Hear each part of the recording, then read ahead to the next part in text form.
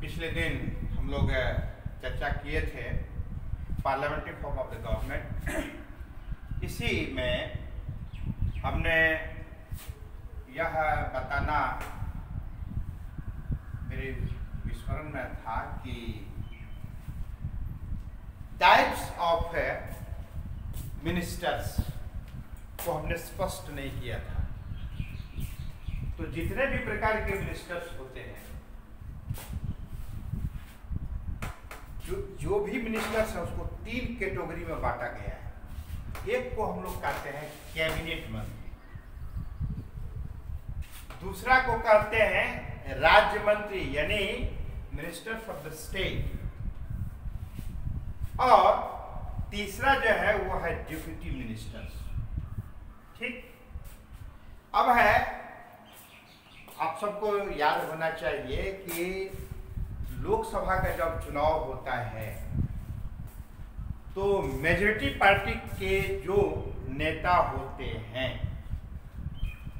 वो ऑलरेडी प्रधानमंत्री पद के लिए वो पद एवं गोपनीयता की शपथ लेते हैं। मतलब president invites to the leader of majority party and after the prime minister, according to the advice of the prime minister, president appoints to all concerned ministers। तो प्रश्न उठता है कि ये कैबिनेट मिनिस्टर्स ये किसे बनाया जाए? 3 प्रकार का याद रखेंगे आप। कैबिनेट मिनिस्टर अत्यंत ही महत्वपूर्ण पद होता है। उसके बाद स्टेट्स मिनिस्टर का स्थान आता है और एक होता है सहायक डिप्टी मिनिस्टर्स। तो लोकसभा में जो चुन करके नेता लोग आते हैं उसमें बहुमत जिस पार्टी की होती है या पार्टियों की होती है। आजकल तो फैशन हो गया है पार्टियों का, क्योंकि प्रारंभिक अवस्था में किसी एक पार्टी को एब्सोल्यूट मेजॉरिटी मिल जाने के कारण कोaliशन गवर्नमेंट की आवश्यकता नहीं पड़ती थी, यानी अन्य पार्टियों का सहयोग नहीं लेना पड़ता था। किंतु बाद के कालखंड में विभिन्न पार्टियों के सहयोग से बहुमत के आधार पर सरकार बनाने की प्रक्रिया होती रही। अभी भी वही स्थिति है। यह बात अलग है कि पिछले 2 टर्म से वैसे अलायंस गवर्नमेंट की बात है, किंतु किसी एक लार्जेस्ट पार्टी को भी बहुमत हासिल हो जाता है उनके स्वयं के स्तर पर, ये खुशी की बात है। तो सबसे महत्वपूर्ण जो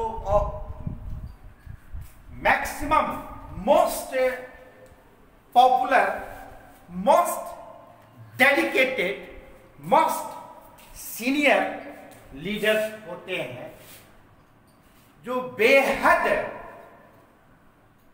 विश्वसनीय होते हैं, बेहद ईमानदार होते हैं, पार्टी के प्रति पूरे समर्पित नेता होते हैं। ऐसे ही नेता को ऐसे महत्वपूर्ण मिनिस्टर बनाए जाते हैं, कैबिनेट मिनिस्टर्स। अब उसको भी बनाने का तरीका है कि अब जैसे कि 300 माना कि सरकार जिस पार्टी की बनी 300 एमपी चुन के आए, चाहत तो सबों की होगी कि हमको भी मिनिस्टर बना दे, तो हमको भी मिनिस्टर बना दे, हमको भी मिनिस्टर बना दे। क्या यह संभव है कि सबको मिनिस्टर बना दे? यह संभव नहीं। नियम है कि मैक्सिमम यदि होगा तो 1/3 कर सकते हैं, 70 से 80 के बीच में ही, 70 से 80 के बीच में ही मिनिस्टर्स बनाए जाते हैं। उसका लिमिटेशंस है, नियम है। तो माना कि बहुमत जिन पार्टी की है, जिनकी सरकार बनी है, उसमें 300 मेंबर्स हैं जो इलेक्टेड होके आए हैं। चाहत तो सबों की होगी कि हमको मिनिस्टर बनाया जाए, किंतु जो नेता होते हैं बहुमत दल के, वो ऑलरेडी प्रधानमंत्री होते हैं, वो सबको नहीं बना सकते हैं। उनकी भी सीमाएं हैं, मर्यादा है, तो चयन करते हैं। सबसे पहले तो चयन करते हैं जो बेहद सीनियर होते हैं, बेहद ईमानदार होते हैं, बेहद समर्पित, यानी कि almost those leaders, elected leaders who are most senior, most dedicated, most honest president, ऐसे ही नेताओं को कैबिनेट मिनिस्टर बनाते हैं। इसके बाद राज्य मंत्री का दर्जा दिया जाता है। तो ऐसे नेताओं के अतिरिक्त अब जो बच गए हैं, उसमें से जो महत्वपूर्ण है, उसके बाद भी कई नेता हैं, क्योंकि कैबिनेट मिनिस्टर सबको नहीं बनाया जाता है, उसके लिए भी लिमिटेशंस है। जितने मिनिस्टर बनेंगे उसका 1/3, तो वही 17, 18 से लेकर 20, 21, 22, इससे ज्यादा नहीं बनाना है। तो इसके बाद क्या होता है, तो उनके छटने के बाद, कैबिनेट में लेने के बाद, मिनिस्टर बनाने के बाद, चुनने के बाद, रेस्ट में जो सीनियर मोस्ट और ज्यादा ईमानदार होते हैं, उनको इस प्रकार का दर्जा दिया जाता है, मंत्री बनाए जाते हैं। याद रखेंगे कि चूंकि कई पार्टियों का जब गठबंधन रहता है, तो विभिन्न पार्टियों में बहुत वैसे सीनियर मोस्ट नहीं भी रहने पर उन पार्टियों का भी प्रतिनिधित्व हो, उन्हें भी संतुष्ट करने के लिए वैसे पार्टियों से भी नेताओं को मिनिस्टर बनाया जाता है। और तत्पश्चात रेस्ट में जो और महत्वपूर्ण आज शेष बचते हैं, तो उनको डिप्टी मिनिस्टर्स का दर्जा दिया जाता है, बनाया जाता है। तो इस प्रकार से मिनिस्टर्स का चयन होता है, अपॉइंट किया जाता है। प्रधानमंत्री के सलाह पर राष्ट्रपति विभिन्न मंत्रियों को उनके पद एवं गोपनीयता की शपथ दिलाते हैं। अब है एक और वर्ड आया है जिसको कहा जाता है कोर कमिटी। ये कोर कमिटी क्या है? आपके मन में जिज्ञासा होगी या कि कहां से नया टर्म आ गया। ये कोर कमिटी यानी कि कैबिनेट मिनिस्टर जो 20-22 की संख्या होती है, उसमें भी जो बेहद विश्वसनीय सीनियर मोस्ट रहते हैं, 5-6 ऐसे को चयन कर लिया जाता है। उन लोगों की एक अलग से कमिटी बनती है जो बेहद गोपनीय डिसीजन लेने का होता है प्रधानमंत्री को।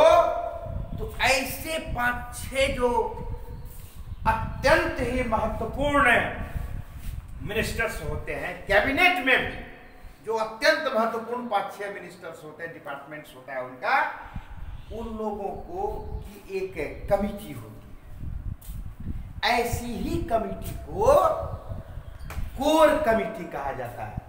यानी कि ये जो काउंसिल ऑफ मिनिस्टर्स है, कैबिनेट मिनिस्टर्स है, इस सब का ये जो कोर कमिटी जो है वह क्या है?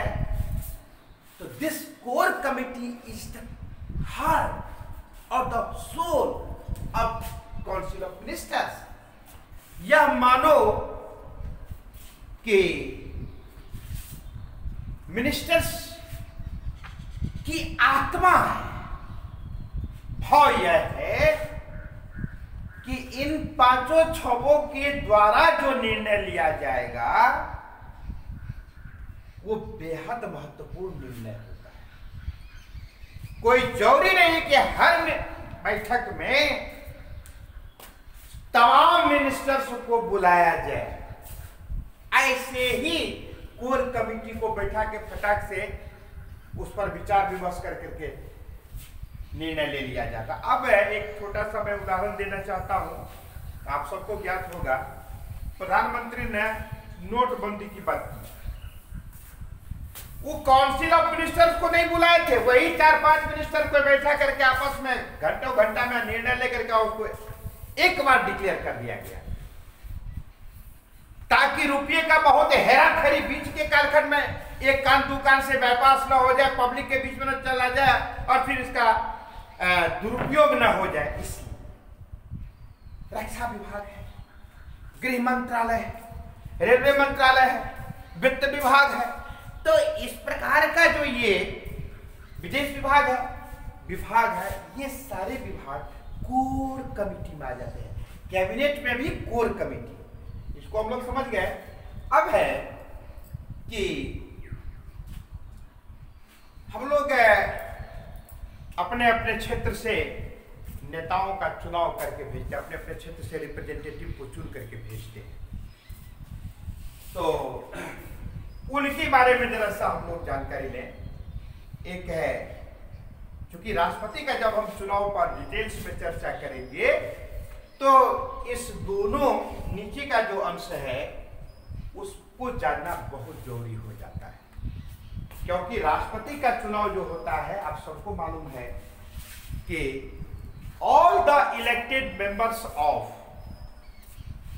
Both houses, here both houses means upper house and lower house or parliament, and all elected members of all states legislative assembly elect to our honorable president। इतना तो ऑलरेडी क्लियर है। अब है कि एमएलए भी और एमपी भी सब मिल, जिसको हम आम जनता चुनकर भेजते हैं, वो क्या करते हैं, तो एमपी को चुनते हैं। यानी लोकसभा के सभी निर्वाचित सदस्य, राज्यसभा के सभी निर्वाचित सदस्य तथा प्रत्येक राज्य विधानमंडल के सभी निर्वाचित सदस्य मिलकर के राष्ट्रपति का चुनाव करता है। अब है कि हम लोग एक वोट देते हैं। प्रत्येक व्यक्ति 18 वर्ष का जो कम से कम है और भारत का नागरिक है, वह उन्हें वोट देने का अधिकार होता है और एक व्यक्ति का वोट वैल्यू 1 होता है। किंतु हम लोग जिनको चुन के भेजते हैं, हम लोगों के क्षेत्र के जो रिप्रेजेंटेटिव होते हैं, जिनको क्षेत्र की जनता चुन के भेजती है, वह भी वोटिंग करते हैं। यानी राष्ट्रपति का चुनाव आम जनता डायरेक्टली नहीं करता है, यानी जनता के द्वारा चुने गए प्रतिनिधियों के द्वारा राष्ट्रपति का चुनाव होता है। अब है कि एक एमएलए भी उसमें शामिल होते हैं, राज्य विधानमंडल के वो सदस्य होते हैं, निर्वाचित सदस्य होते हैं।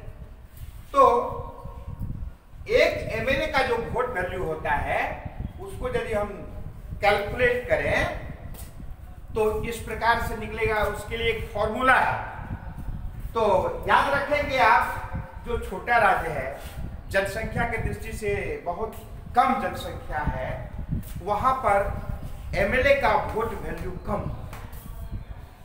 जिस राज्य में जनसंख्या बहुत ज्यादा है, तो निश्चित रूप से उस राज्य में एमएलए का वोट वैल्यू कुछ अधिक हो जाता है, बहुत का अंतर नहीं रहता है। तो it totally depends upon the population of that state, the vote value of the MLA, it totally depends upon the population of that concerned state.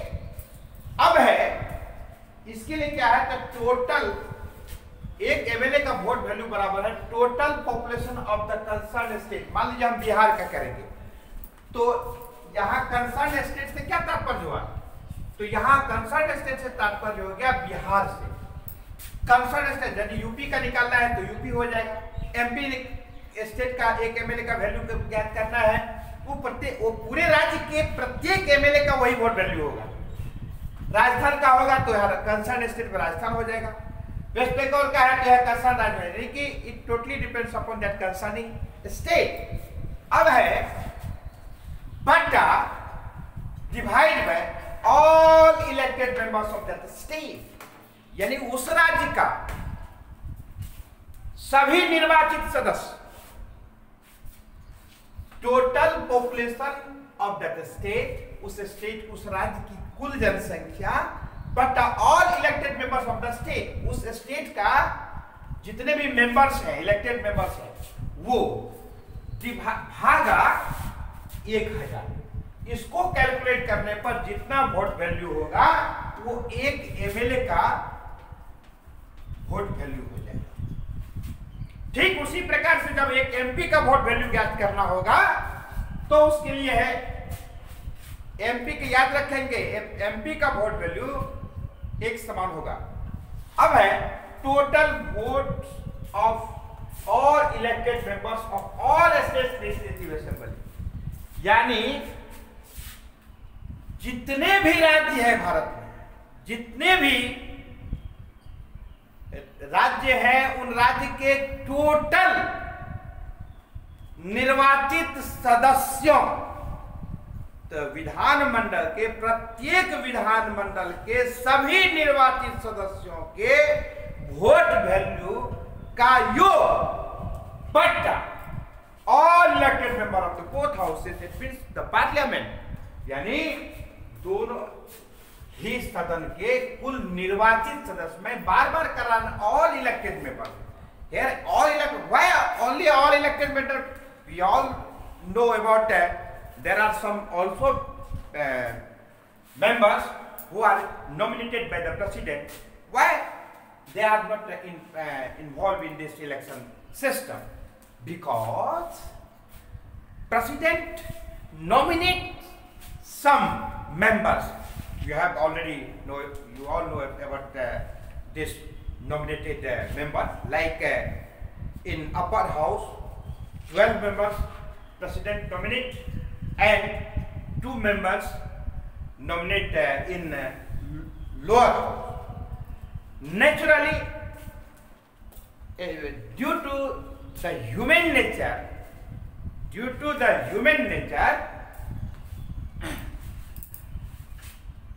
already they will be in favor of that concerning or the sitting president, यानी जिस राष्ट्रपति ने 12 member का मनोनयन किया है राज्यसभा के लिए, 2 मेंबर का मनोनयन किया है लोकसभा के लिए, और दोबारा यदि वो राष्ट्रपति पद के लिए चुनाव में खड़ा होते हैं तो मानवता के आधार पर, नैतिकता के आधार पर यह स्पष्ट हो जाएगा, ये कोई भी अनुमान लगा सकता है, वो लोग निश्चित, चूंकि उन्होंने ही उनको नॉमिनेट कर करके पार्लियामेंट भेजा है, इसलिए ऑटोमेटिकली वो उन्हीं के पक्ष में वोट देंगे। इसीलिए ऐसे नॉमिनेटेड मेंबर को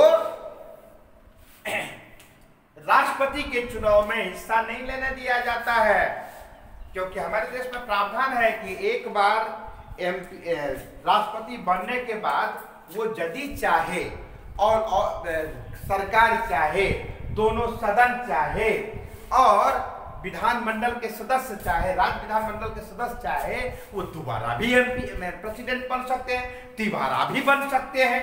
तो ऐसी स्थिति में इस प्रकार की स्थिति उत्पन्न हो जाती है कि जिनको उन्होंने नॉमिनेट किया है तो वो तो ऑलरेडी उनके पक्ष में वोट करेगा, तो निष्पक्ष डिसीजन लेने में वहां पर संशय उत्पन्न हो जाता है। इसीलिए सदैव हम एक ही वर्ड पर जोर देते रहे, इलेक्टेड और इलेक्टेड, इलेक्टेड इलेक्टेड यानी निर्वाचित सदस्य, नामित सदस्य नहीं, निर्वाचित सदस्य। तो इस प्रकार से इसका क्या है कि टोटल वोट वैल्यू सभी राज्यों के, सभी राज्य के विधानमंडल के सभी सदस्यों के वोटों के वैल्यू के जोड़ को जब हम संसद के दोनों सदनों के सदस्यों से विभाजित करते हैं, भाग देते हैं, उस स्थिति में जो भागफल बनता है वही भागफल एक एमपी का वोट वैल्यू होता है। ऑलरेडी चीज क्लियर? तो इस तरह से स्पष्ट हो जाता है। यहाँ इसमें जहाँ कहीं भी कंफ्यूजन हो तो आप दोबारा प्रश्न कर सकते हैं। बेहतर आप मैसेज कोई जो करते हैं, बेहतर होगा कि आप मैसेज से डायरेक्ट आप फोन करें। आपके मोबाइल में यदि पैसा नहीं है, कोई दिक्कत नहीं है, हम तहे दिल से स्वागत करता, आप केवल मिस कॉल कीजिए, मैं फोन करूंगा और डिटेल्स में समझाऊंगा। यदि कहीं पर कोई कंफ्यूजन हो तो हमें बेहद खुशी होती कोई यदि प्रश्न करते हैं तो आज इस चैप्टर में मुझे लगा कि यह भी छूट रहा है, बताना चाहिए, तो मैंने इसको स्पष्ट किया। और इस वैसे मैंने पहले ही कहा था कि ये थोड़ा लंबा टॉपिक है, इसमें कुछ अधिक क्लासेज लेना होगा जो लिया गया, किंतु मेरे अनुसार से अभी बहुत कम है। आप छोटे बच्चे हैं, इसलिए शॉर्ट में ही हमने इसको स्पष्ट करने का प्रयास किया है। अब मुझे लगता है कि आपके सिलेबस के अनुसार से शेष इस टॉपिक में कुछ भी नहीं बचा है। फिर भी यदि कहीं से कुछ प्रश्न आप लाते हैं या कोई जिज्ञासा आपके मन मस्तिष्क में हो तो स्वागत है आपका, आप तुरंत प्रश्न करेंगे। और मैं 24 आवर्स रहता हूं फ्री। सभी बच्चों को मैं इनवाइट करता हूं कि जब जो भी प्रश्न करना है आप प्रश्न कीजिए, उसका समाधान हम तुरंत तत्क्षण करेंगे, कोई बहानाबाजी नहीं, हम हमेशा फ्री रहते हैं। तो इस प्रकार से टॉपिक का समापन हुआ। इसमें जो भी प्रश्न है सबको आप सॉल्व कीजिए। कहीं भी कोई कंफ्यूजन लगे तो आप direct without any hesitation you can phone me and I will clear each and everything, no doubt. Rest is okay. Thanks.